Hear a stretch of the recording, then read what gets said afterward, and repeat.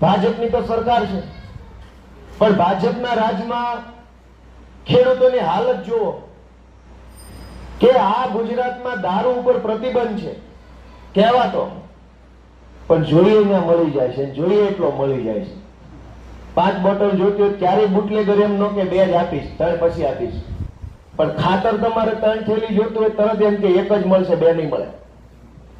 ખાતર ઉપર પ્રતિબંધ નથી, ખાતર તો છૂટથી વેચવાની વસ્તુ છે, પણ પૈસા દેતા ખાતર ન મળે। દારૂ તમે કેવાની આવીને આપી જાય, કેળામાં મગાવો કેળામાં આપી જાય, ઘરે મગાવો ઘરે આપી જાય, અને કયા ગામમાં નથી મળતું? તમે મને કહો, હું ખોટું બોલતો જ ના પાડજો, વાત ખોટી છે? પ્રતિબંધિત દારૂ મળે, તાણે ખાતર ન મળે તો કેમ ખેતી કરવાની? આ ભાજપ વાળા એવા વાયદા કરીને સરકારમાં આવી ગયા કે ખેડૂતોની આવક ડબલ કરીને આપશું અમે। આવક ડબલ થઈ, ખર્ચો ડબલ થયો।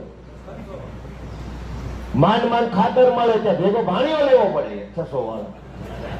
તાલુકાના ભલગામની અંદર ત્યારે હું હાજર હતો, ત્યારે ચૂંટણી જાહેર થઈ ગઈ હતી, કેટ પટેલ ઉમેદવાર જાહેર નહોતો થયો ત્યારે, અને ત્યારે ખેડૂતોની રજૂઆત આવી હતી કે ભાઈ ખાતરનો ડીએપી નો પ્રશ્ન છે, ખાતર નથી મળતું। ત્યારે મને કેટભાઈ અમે ત્યારે બરોબર છે, વજુભાઈ બધે લોકો ત્યારે હતા, વાત કરી હતી અમારી રેન્ક આવી ને રાજકોટની, જ્યાંથી ખાતરનો પ્રશ્ન મને કે જો અમારી જવાબદારી છે 700 ટન ખાતર તમારે વિસાવદર ભેસાણમાં અમે તાત્કાલિક કાઢી તમને મોકલીએ, અને કાંઈ ઇસ્યુ નથી। તમને હજી કહું છું એમાં કે તમને મુશ્કેલી પડે, પાયાનું ખાતર તો ડીએપી જતું, એનપીકે યુરિયા કેસોઇડ ક્યાંય પણ જોતું હોય ને, આ જયેશ આદરણીની જવાબદારી છે, તમારે કિરીટભાઈને ફોન નથી કરો, તમારે જે ખાતરની જરૂર પડે ત્યાં મને કહેજો, અહીંયા તમે માગશો ને એટલે બીજે જે રેન્ક તમારા પાદરમાં આવીને ઊભી છે।